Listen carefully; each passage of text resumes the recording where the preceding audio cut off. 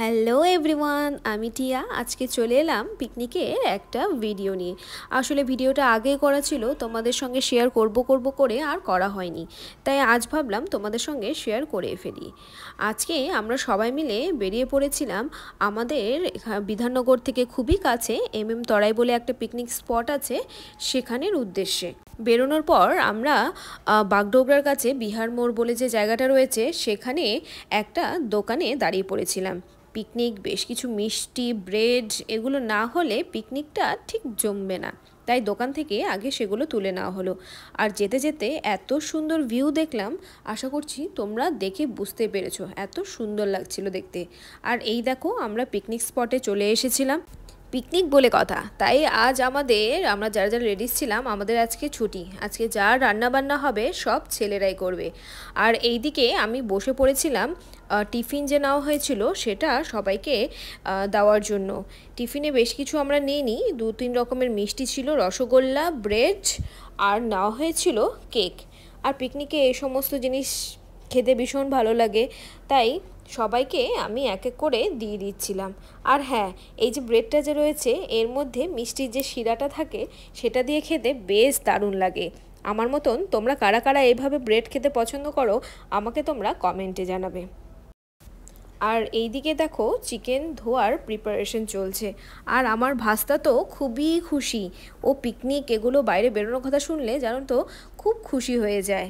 আর ছেলেরা দেখো সবসময় বাড়িতে খুব একটা কাজ করতে চায় না, কিন্তু পিকনিক হলে এদের দেখা যায় এরা ভীষণ অ্যাক্টিভ, মনে হয় যেন এরাই বাড়ির সব রান্না বান্না এরাই করে থাকে। সে যাই হোক, এইদিকে সবাই লেগে গিয়েছিল এরা কাজে, আর আমরা চারপাশে ঘুরছিলাম, কারণ আশপাশটা এত সুন্দর লাগছিল দেখতে।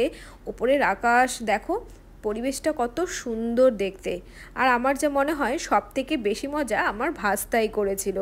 ও চারিদিকে ছুটোছুটি করছে, পেপার দিয়ে বোট বানাচ্ছিল, সেগুলোকে জলে ভাসাচ্ছে, আবার ওগুলোকে পাথর দিয়ে ঢিল মেরে আবার জলে ডুবিয়েও দিচ্ছে। আর এইদিকে দেখো, আমার ভাইওরা সবাই মিলে লেগে গিয়েছিল প্রিপারেশনের জন্য। আর অন্যদিকে আমার বর লেগে গিয়েছিল চিকেন পকোড়ার প্রিপারেশন নিতে। আর এরকম দেখতে দেখতে আমি পেয়ে গিয়েছিলাম একটা জলজিরা। সেই জলজিরা খেতে খেতে আমি একটু ভিডিও করছিলাম। আর আমার বর এই চিকেন পকোড়া আর চিলি চিকেন জানো তো খুবই ভালো বানায়। এরপর নেক্সট কোনো ভিডিওতে তোমরা যদি দেখতে চাও, তোমাদের সঙ্গে সেই রেসিপিটিও শেয়ার করতে পারবো। আর এই দিকে দেখো, কড়াই গরম হয়ে এসেছে। আর এই ছোট কড়াইটা প্রথমে বসানো হয়েছিল, কিন্তু চারপাশে এত হাওয়া, তার জন্য বারবার কি হচ্ছিল, হিটটা বাইরের দিকে চলে যাচ্ছিল, খুব অসুবিধেও হচ্ছিল। তাই পরে কড়াইটা চেঞ্জ করে বড় কড়াইতে আবার বসানো হয়েছিল। আর এই দেখো, পকোড়া রেডি। দেখতে যেমন সুস্বাদু লাগছে, খেতেও বেশ দারুণ ছিল। আমি তো বেশ কয়েকটা চিকেন পকোড়া খেয়ে নিয়েছিলাম। এছাড়াও অন্যদিকে শুরু হয়ে গিয়েছিল মাংস রান্না। আর ছেলেদের রান্নার স্টাইল তো জানোই, আর ওরা এই সমস্ত রান্না বেশ দারুণ করে। এইদিকে একবারে তেলের মধ্যে সব কিছু দিয়ে দিয়েছিল।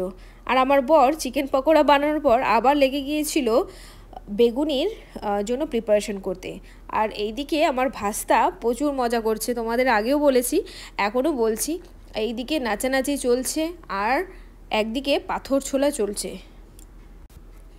আর হ্যাঁ, তোমরা আমাকে সবাই জানাবে তোমরা কে কোথায় এবছর পিকনিকে গিয়েছিলে। আমি আরও কয়েকটা পিকনিকের ভিডিও করা আছে, সময় পেলে তোমাদের সঙ্গে সেগুলো শেয়ার করব। আর আমরা সবাই মিলে খুব নাচানাচিও করেছিলাম, খুব মজা হয়েছিল জানো তো পিকনিকে। আর যে কোনো জায়গায় সবাই মিলে একসাথে গেলে পরে তার মজাটা দ্বিগুণ পরিমাণে বেড়ে যায়। আর আমরা ভাই বোনরা সবাই সবসময় এভাবে একসাথেই আমরা বাইরে বেরিয়ে পড়ি। আর এইদিকে চিকেন কষা হতে হতে চলে এসেছিল একজন আইসক্রিম বিক্রি করতে। এই দাদা ভাই বেশ কিছু আইসক্রিম এনেছিল, তাই সবাই সবার পছন্দের মতন আইসক্রিম নিয়েছিল। আর হ্যাঁ, মেনুতে ছিল চিকেন কষা, ভাত, বেগুনি আর চিকেন পকোড়া। আর হতে হতে প্রায় আমাদের সন্ধে হয়ে গিয়েছিল, তাই তার পরের ভিডিওগুলো আর করতে পারিনি। আর হ্যাঁ, যারা রান্না করেছিল আমার ওরাই আবার বাসন টাসনগুলো ধুয়ে রেখে দিয়েছিল। আজ এখানেই শেষ করছি, টাটা, দেখা হবে নেক্সট ভিডিওতে।